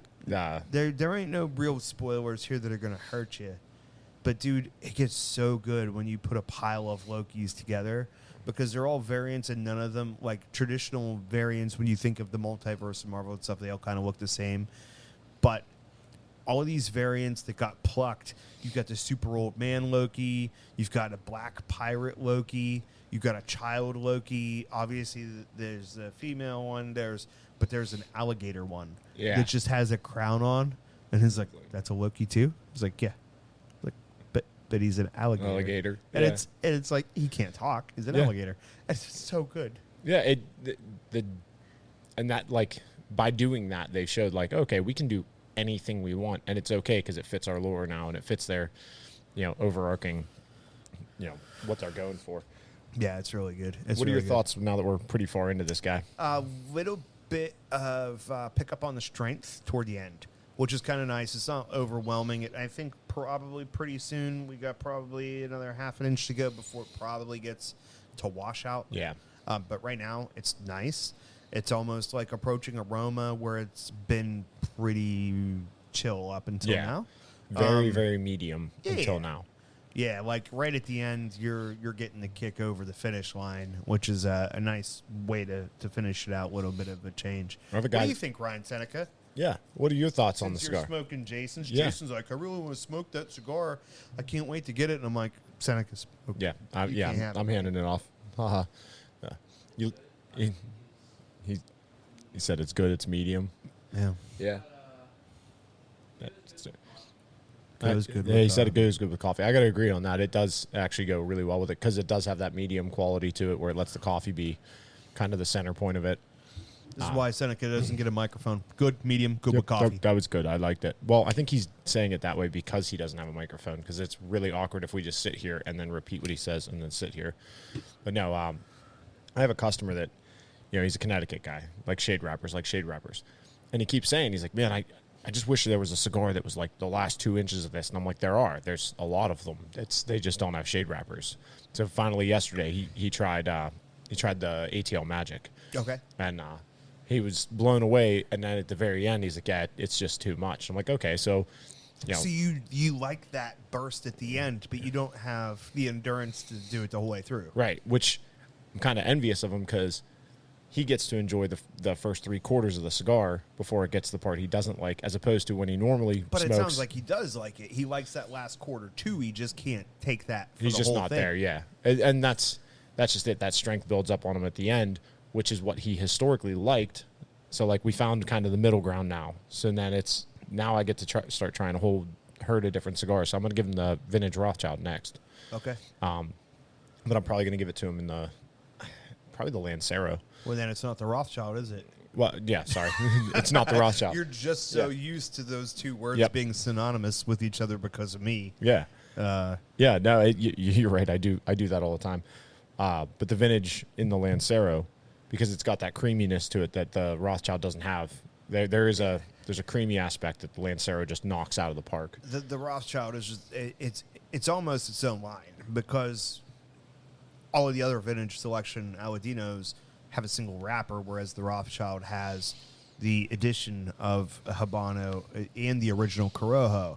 So, like, the rest of the line has a Habano wrapper, but it doesn't have a Corojo wrapper underneath of it, which is probably beneficial for you as someone that's not all about that Corojo life. Exactly. So it's like gives you enough of a distinction away from the normal blend to be like, hey, let's look at how some of the other tobaccos can taste. Well, like, of all the Lanceros I have, that's one of the ones that, like, because I have a couple people that are on a quest to go through all the Lanceros. Okay. So, like, every time they come in, they get 1 or 2 Lanceros, and they sit and smoke, and we talk about them as they go. And the vintage is one that people keep coming back to after they make it through the rack. Yeah. So, like, they go through all the ones I have, and then they start trying that, and they're like, oh, this is a completely different experience. And when they go back to it again, now they've got that, like me, I judge every cigar on the second one I have. Okay. Because, like, I get... Yeah, that's cool. I mean, not always the case. Sometimes the first one was more indicative of how it is, and the second one isn't. So, like, you still have to be careful. But at least by the time you get the second, if it's the same as the first, you can go, okay, you know this what is it is. Yeah. But, like, now you don't have a blank slate that you're building off of, so you can really pay attention to... Two. Yeah, you can start paying attention to this or that note, and, like, you can start looking for the different things in it. Pretty cool. Seneca just said in the chat, the Lancero customer I'm talking about made him grab one. Yeah. And then you know, it's cool that like even the guys that are starting to like it are recommending it beyond that. Yeah. There's not a lot of cigars in there that do that. You know, there's obvious ones that do that are like super, you know, the Rosa Sharon customers tell other guys like, "Hey, dude, it's super creamy. You got to try it." Or the PA Broadleaf on the Southern, I'm just sticking with Southern Draw, but like the Jacob's Ladder, they're like, "Dude, you got to try this Lancero because it's super full." The vintage doesn't have like one thing about it that makes it so good. It's just a good stick. And there's not a lot of them that don't have that single characteristic that drives people to them that people recommend to each other. So it says a lot to the quality of the blend. So this is a good transition point. To pour coffee all over myself. What is the name of the new Dino? The Fuma Noche. Fumanoche, the new one from Aladino. So like a lot of people just think I blindly follow Aladino. I don't. There's lines that I won't go to. I like more of their cigars than I don't. And like the classic is a cigar that's supposed to differentiate from their normal stuff, and I kind of lean away from it because of that. But the Fumanoche I had between the two shows, and it's a little bit of a bigger cigar than I would prefer. It only comes in the one size. But man, what a wild experience! That's what you said. I haven't smoked it yet. So it is as mild gets when you light it, and it's so wild because you're like, oh wow, this is like nothing, and then you retro it, and the retro isn't crazy aggressive. Yeah, and it's the only cigar I've ever smoked where you get a crazy aggressive retro with a really light mouth taste. Yeah. And it was so wild. And like toward the end, it builds a little bit on the mouth draw and chills a little bit on the retro. So it meets itself in the middle a little bit. Still not quite a perfect 100, like a perfect 50-50 mix. But that's not going to be a regular rotation for me, but I'm going to have to smoke another one just to see if it does it again because it was so unexpected. Abstract and just weird. Yeah, dude, it was just so like conflicting with itself, which was really cool in a way that I didn't know was going to be possible. Just to be like, oh wow, this is like smoking nothing, and then you go, and it's like, whoa, where did that come from? Exactly, where did that come from? That was just had nothing to do with the rest of the cigar experience. It's wild. Yeah, that's I can't wait to see if you have the same experience. Yeah, I'm gonna have to get. Maybe I'll try and get in that one today. So, yeah, I know you've been kind of it's like hesitating. I want to, but I don't yet. That's even like the God of Fire's in there. Like I really want to smoke one. Yeah, but I only got 10. High pros. Yeah. So here's the plus side. I just sold one to Seneca. So Yeah. you know Seneca's gonna have to go grab that Aladino now just to see if he has Just to the give same it a go. experience with it. Yeah. Yeah. Just to see how it, just a second, just to see how it feels. Right? He said, going back to the Lancero conversation, he said the customer grabbed the Aladino Classic, which is another completely different cigar in Lancero. I would say, honestly, Aladino does that. Like they don't. You grab the the sizes are Corona. different. Yeah, it's a different cigar. Which is cool. It's not. I don't know if it's quite as extreme as it is with the vintage selection, which is primarily because It's a different blend. The origin of the vintage selection, Rothschild, was that the Rothschild is Julio's favorite blend, or his favorite size.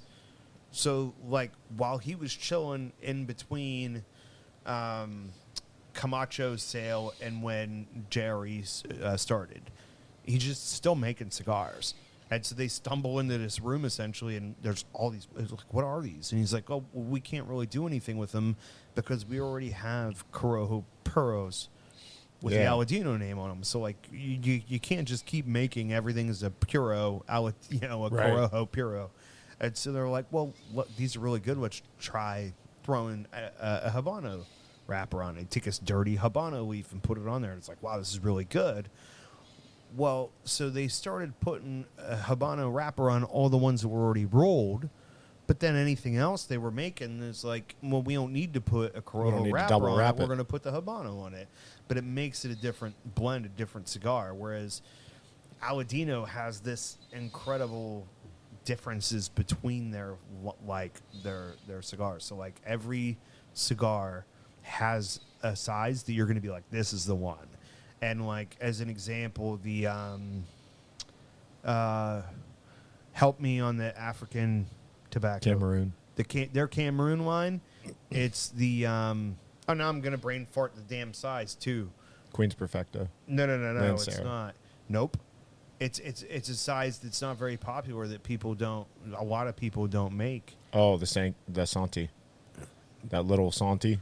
Nah, damn it. It's like a traditional size, but it's not one that you see very often anymore. It's the Lonsdale. The Lonsdale of the of that line is by far my favorite, far and away.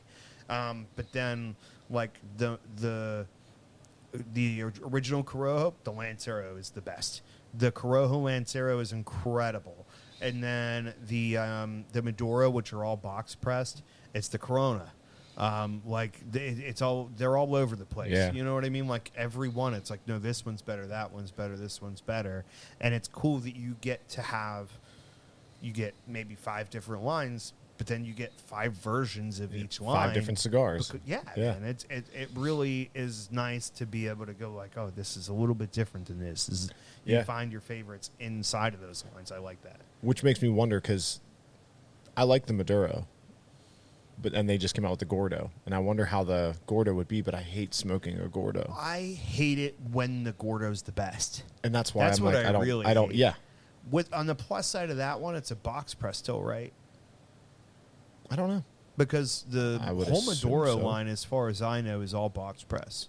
Yeah. I think even their Lancero is box press. There's one from them that's not. I don't remember which one. So if it's box press, at least it makes the Gordo more approachable by not having the girth that you would get with a rounded cigar.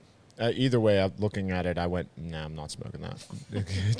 Like, nothing against the cigar. I'm not you going don't at even it. want to like it. Yeah. Well, that's like you said, like the Fuminoche is a 6x54, and you said it's a little big for you, and I'm like, It's then not you move up to a 60. terribly Like, come big, on. But it is bigger than I want it to be. Yeah. It's like if this cigar just hit on all cylinders for me, I would smoke it. It's a little bigger than I would normally go to, but it would be worth it. For me, the interest level of the juxtaposition of the normal puff and the retro. Somebody's got to turn in their warranty lighter there. I don't know what you just broke, but Yeah. Seneca He'll be dropped fine. one. He'll figure it out.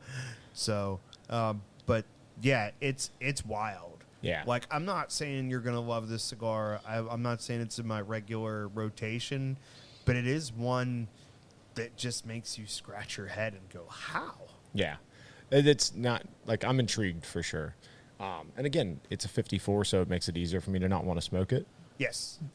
But 54 that's the high end of what I'm cool with. The thing that's really interesting is, is this going to be a one-off? Like, what did I happen to get one that was different from the pack? Because you don't Right. know. And so you kind of have to go like, okay, I'm going to have to go back to it at some point and find out if every one is going to be that. Well, you said that, and it got me thinking, like, okay, great bands and boxes will put one cigar in somebody's hand. Like, that you'll get people to buy it because you have great presentation. Do that, and then have it be intriguing, and you're going to get at least 2 in their hand now. Yeah. So even if the first time they had it, they were like, I don't know about it, but it did that weird, retro and, mouthfeel or mouth taste were just so drastically different. Now I have to try it again. So that's a neat marketing side of things that you got my brain kind of rolling on. So, like, the master of podcasts and retail is Dave Garofalo, right? And they always say the third order is when you know if a brand's going to be successful or not. Because the first one people are going to try because it's new. So you're going to sell through the first order just out of... It's new. It's new, you're going to have to get a second one. So, like, if you sell through the second one and have to order a third one, the third order, like, if you go heavy on that third order, that's when you know you've got a new brand that's going to do well in your shop for a long period of time. Very much can verify that one Yeah. because I'm not going to name it. I have a cigar that was okay, that was new, and I brought it in, and it blew off the shelves. I think I went through 7 or 8 boxes in no time. So the next time I ordered like 15 or 20 boxes. And it's sitting. And I'm sitting on 14 of those. And that Well, was 6 months ago. There's also something to be said, too, that you've learned from salesmanship is one of the things, man, like, and how things are positioned in ways that you never expected. Like you were telling me about how these same 6 cigars were sitting in this box forever because they're clumped together on the side of the box. But as soon as you spread them out in a certain spacing, all of a sudden people's eyes are drawn to them and they grab them. Yep. And that's, I try and, wild. like, Aladino right now, all the boxes are turned sideways, the lid's off, and the cigars are laid the way they should be. And then there's a row of them on top that sit up at an angle like that. Since I did that, Aladino's picked back up again. It's like weird. Just turning them 90 degrees. What's really wild, too, is like for the longest time, I was the only one that bought Rothschilds. Right. Right. And then, and like, they'd just be sitting there waiting for me. And then all of a sudden they picked up steam and you started rolling through them with other customers, too, right? Yep. Well, and that's like, because I'm a hand sell shop, I get to play that game where I get to be like, all right, for the next 2 weeks, I'm going to try and hand everybody this cigar that if I think it fits them, and I'll try and hand them this cigar. And we'll see in another month if they keep buying them or not. Because like anytime I have an event here, whatever brand it is, they sell like crazy for the next month. Like all month long, that brand does great. Sure.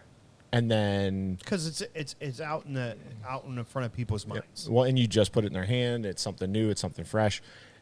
And then they come back and they buy again after the event. Okay, that's good. Right. But I'm learning like how the indicators work on that. Just because you do really well for a month afterwards or 2 months afterwards doesn't necessarily mean it's going to do well, but it carries some steam for a bit. There's a logic that instantly pops into my head that makes that work, and it's because these are the people that want to try different stuff, right? So you're going to have that guy who bought it twice is now going to come back in and buy the next cigar that's out in the forefront and probably grab it again, right? Right. But they're going to already, unless it really moves them, it's since they're already trying different stuff all the time, it has to make a big splash to displace something from their normal rotation of stuff that they always get and try other things, right? So that's where the difficulty comes in trying to predict where what's it's going to go well. next. Yeah, and that's like the Feathered Serpent does incredibly well. It's such a unique cigar, the Apostate one, the Candela from them. It's so unique that it broke into a ton of people's rotations really fast. You know, and one is a lot of people had never tried Candela at all before. Okay. You know, and historically Candela is fairly light. It's, you know, it has a strong flavor to it, but it's a lighter cigar. So a lot of guys discount it because of that. The Feathered Serpent doesn't have that issue. It's not as light and friendly as many of the others. But the rest of the Apostate line, there's a couple that do good, but there's a couple I have to get rid of. Like they're not performing the way I need them to take that much shelf space. So, and it's that game. And then one trick that like Apostate does, and I like it for the most part, but their boxes, you need them together. Yeah. The whole presentation is based on having the line together. Okay, you know, well, like if I'm going to drop, I don't know, one of the ones off, I'm going to say the Feathered Serpent because I'm already talking. If I was going to drop that one out of the line, now the whole presentation breaks. It's off, yeah. And it's a different way of going about it than a lot of them. Like Aladino, their boxes, each one of their boxes is a showpiece, and they do their thing. Where I don't know if it's a good idea or a bad idea is like I'm not going to keep it on my shelf just to make your presentation look better. Sure. I wonder if that's going to end up hurting them if, like, you know, because not every cigar you make is going to be a banger. It's statistically not going to work. Not only that too, but like, God willing, your clientele is going to continue to build. But for the time being, assume that you're going to work with a finite number of customers. Right. When you move customers onto one product, you're kind of hurting a different one. Right. Right. Like if there's a fixed number of cigars that are going to be purchased, you're going to kind of go back and forth, and there's going to be some fluctuation in all regards. But like, you can't necessarily mathematically predict where that's going to be. Yeah. So no matter what, you're when something picks up, something's going to slow down too, and trying to stay ahead of that curve of what's going to stay picked up and what's going to stay slowed down is the magic of That is the trying game. to That- predict your And that's the advantage of being a hand sale shop and moving the product myself and taking you in there is, every 2 weeks I pick a brand or a cigar, and that's what I'm going to lean towards for that 2 weeks. Doesn't matter who it is. If that company has something that fits your profile, I'm going to lean you that way. Hey, Seneca, is the Fuma Noche what you already have? Yeah. He says, Yeah. I already have one, son. And Yeah. I'm thinking, like, you're older than me? Like, all right. So I want to go back to the La Aroma to close that one off. Yeah. I have a particular situation where I think this is a fantastic buy if you're looking for a cigar for this situation. I'm curious what your thoughts are first before I say mine. I don't think you're going to necessarily jump out with the same thing I'm thinking, but let me hear what your final thoughts and what occasion you think it's a good stick for. Number one is if you're having a party at the house. Okay. Like you're going to hook people up with a bunch of cigars because the price points on these, if I remember right, are very approachable. They're not, It's not a budget stick by any means, but it's approachable. And because the presentation, it's going to look good. It's going to make you look good. It's going to help you, if you're trying to show your friends, like, hey, like, check out these cigars, they're going to tend to grab them because of the beautiful band on it. That would be like, if I had to pick one time frame that would be good for, I'd say that, because it is so, you can hand this cigar to almost anybody. We're real close. Yeah. We have the same logic behind it, but I'm going to say wedding. Yeah. Because you're going to have a lot of people that are not traditionally cigar smoking people that are going to go, okay, this is the one I'm going to have this year because of the situation. You get the beautiful presentation. You get the legacy recognition of going like, I think I've seen this before. I think I know what it is. Even if you've never heard of it, you think you do because La Aroma de Cuba just has that ring to it. Yeah. Right? And it gives you that association with Cubans for the people that are uneducated that think, hey, that could be a Cuban cigar. Yep. And those are the best ones. But it is beautifully presented. Easily approachable from a price point, and almost universally smokable. Yeah. For a guy that's experienced, that's normally into boutique stuff, he's not going to be like, Yeah. at least not after he lights it up. It's not going to be like, oh man, like I normally want a Roma and I want this stuff nobody else has heard of. I don't want to have to smoke this big brand. Like it's still a really good cigar. It's just not incredibly in your face or really standing out in any particular flavor, but it's so easily approachable and good. It checks off all of the things. It's a predominant get up for something. And so like if you have anybody out there, because a lot of you guys are in a similar position to what I am, obviously, like I advertise my enthusiasm for cigars everywhere I go, and people know, hey, you're the podcast guy. Give me some cigars. Like I'll often have people at work that I don't see often say like, hey, give me a few recommendations and I'll jot stuff down. But like if you're doing a wedding or celebrating a birth of a kid, something like that, like a situation where you've got a lot of non-traditional cigar smokers that are going to have a cigar because of the occasion, is a really excellent option for you. Kind of really can't go wrong. So I am going to remind everybody one more time, next week, which is going to be May the 19th, we're going to have the pleasure of Dave Puskovich and Louis Lamana in here talking about the Cigar Box Guitar Festival, which takes place on June 15th in the rural regions of Pennsylvania, the Pittsburgh area.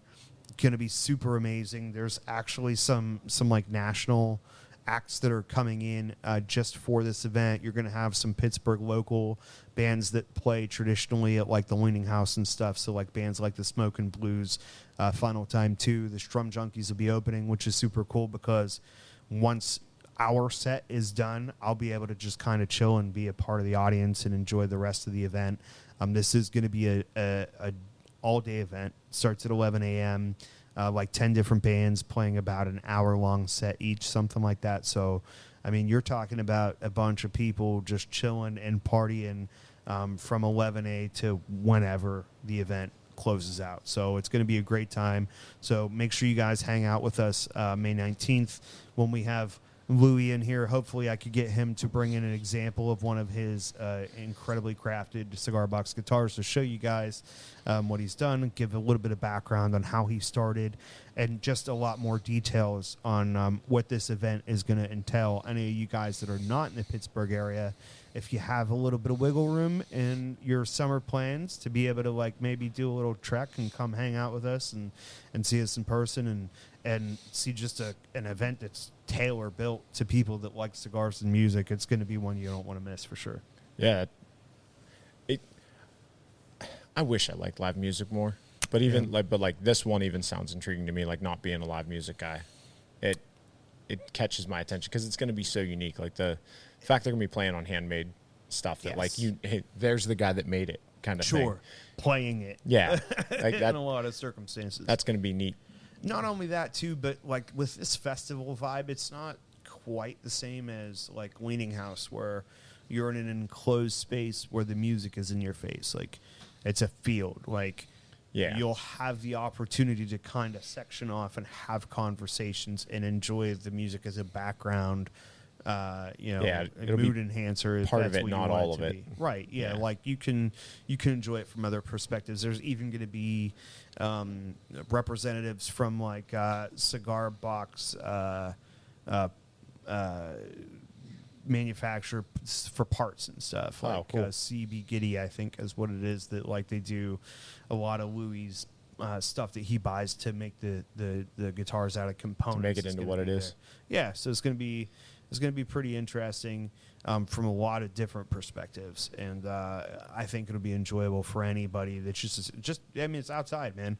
Like you'd be able to buy Leaning House cigars there, or the Chapel Hill Winery, BYOB.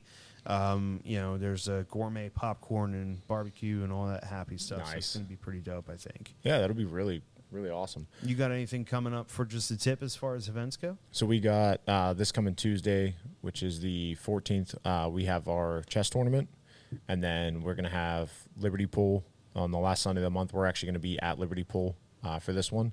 So cool. We did finally get that all sorted out. We couldn't decide because of the weather. Yeah. We're like, is it worth chancing it in May? Like back and forth. And I told her, I'm like, set up a tent. If I get wet, I get wet. Like I'll move inside. We'll do whatever we got to do to make it work. So I'll be out there the last Sunday in May, and then the last Tuesday of the month, which is right after Liberty Pool this month, will be our karaoke. Wait, so, your what? Karaoke. Karaoke. Sorry, my bad. I should know better. I think I'm going to move my practice that week to Thursday. Make it? So that I could come to one, because I've been looking forward to swinging in here and causing a ruckus. You didn't go last night, did you? To the PCC one? I didn't know if you made it down. We had so yesterday was an interesting situation. So a couple weekends ago, we were supposed to do my grandparents' 65th wedding anniversary celebration at their home, and my grandfather ended up getting pneumonia and going to the hospital and like having to go through all that stuff. And he's in his 90s, so we had to push it back. And they ended up pushing it back to yesterday, which is wild because it's the day before Mother's Day. And also, since then, my grandmother's birthday had passed. Yeah. So I did the power play. I bought a anniversary card, a birthday card, and a Mother's Day card, put them all in the same envelope. And on the front, it said, Happy Mother's Birthiversary. Birthiversary? Yeah. Nice. So it was pretty good time. You were talking about a wedding cigar. So I just did a wedding package for somebody. They basically just wanted to cover as many bases as they could. So I did the Perdomo. So yeah, if you're not going to stick with just multiple boxes or one box of one cigar, and you're kind of looking for variety, right? And then they wanted, because of their price point, that they wanted to be at all that. I did a box of Tatianas, but I did like 4 of this one, 4 of this one, 4 of this one, and laid it out so they have like a presentation for it. I did a box of Tatiscan Connecticut's, because that's probably the easiest smoking cigar out there. Like you can hand it to anybody. And then I did the Perdomo Lot 23, the Maduro. So they have a Connecticut and Maduro, and then they have flavored. And the problem is, if they have any cigar nerds there, they'll be like, But beyond that, everybody else is going to be happy. they'll all be good. What are your thoughts on that It's a good haircut. selection? I mean, it sounds pretty good and pretty approachable to me. You actually just gave me a really interesting idea that might be something that you could play with, but I don't know. So, like, not a lot of manufacturers are going to do this because they're trying to push their own cigars and nobody else's, right? But if you were able to do a little bit of research and say, like, who makes the most cigar boxes for other people, like for different manufacturers, just a box manufacturer, and go like, okay, let's approach a box maker about a box that has segments in it to be able to put three or four different cigars in it with built-in dividers, and just like, let's not have a brand specific one, but like maybe just a event specific one, like a wedding box. Yep. Like that was really cool and pretty, and like maybe something that you could easily add names to or whatever, or just like something that's themed for that, and then you could come into the shop and buy that box and then fill it with one type of cigar or 4 different types of cigars or whatever you want. That might be a really interesting idea. It's probably not enough of your sales to justify the work involved, but like for somebody that ended up expanding to 2 or 3 stores, somebody like Mark from Right. Superior or Dave from Two Guys, like that might be a really interesting idea to have something that like the box isn't the brand specific, but it's event specific. That could be neat. Yeah, the only issue I have with that for a wedding, it definitely useful for other ones, but with a wedding, you have so many people that, okay, I got 4 of this really good cigar, and the first 4 people that walk up are going to be like, oh, thank you. And then after that, it's gone. So, like, that's from what I've learned thus far on people doing weddings and what they've been happy with. Either they do a bunch of samplers, like a bunch of 5-pack samplers, and they just set them out on the tables, or you have to do multiple boxes of cigars because you don't want 2 guys to get this cigar and then be the only ones with that, and everybody else be like, man, that's like the Java Mint. The Java Mint, when somebody else lights it, everybody gets to enjoy it. But you could compartmentalize and fill it however you want. And I understand. Yeah. I think that's what I'm you're saying. Wedding, it would be difficult, but and like a couple other events come to mind that I would be guess good. what I'm thinking is something that would be like, so the groom or whoever the male influence is that's getting the cigars is like, okay, we want good cigars, but like something that also like might vibe with the bride, of instead of just having a traditional cigar box out, of like something that's, you know, has a decor that supports that theme. And it could be any orientation or iteration you want. It doesn't have to be like, okay, 4 different broken sections to 4 different That's types true, of yeah. cigars. You could put them in however you want. I'm just thinking of like a generic box that's for weddings that then you could just take, even if they wanted a whole box of one type of cigar, Yeah. you go like, or multiple boxes of the same cigar. You could go, okay, I'm going to fill the box with this, but maybe it would come with dividers so that you could break it Yeah. up if you wanted different ones, but it would also fit the motif of like this celebration, a birthday or a wedding Yeah. or a birth announcement. 4th of July box or something like that. Yeah. I think it's No. an interesting idea. Yeah, it's definitely something to work through. But nah, man, that's cool. What do you think about that time, eh? I think it's about that time. Thank you guys for hanging out with us. Friendly reminder, jump onto cigarjunkies.com where you can hang out with us, check out all the recent stuff that we're doing, Facebook group as well. Come hang out with us every Sunday morning at 9:30 a.m. where we do the show live, and I can't tell if it didn't work. Hang out with us every Sunday at 9:30 a.m. where you can jump into the chat room and interact with us while we do the show. Yeah. And do all the fun things, man. Be junkies. Yeah. Salud.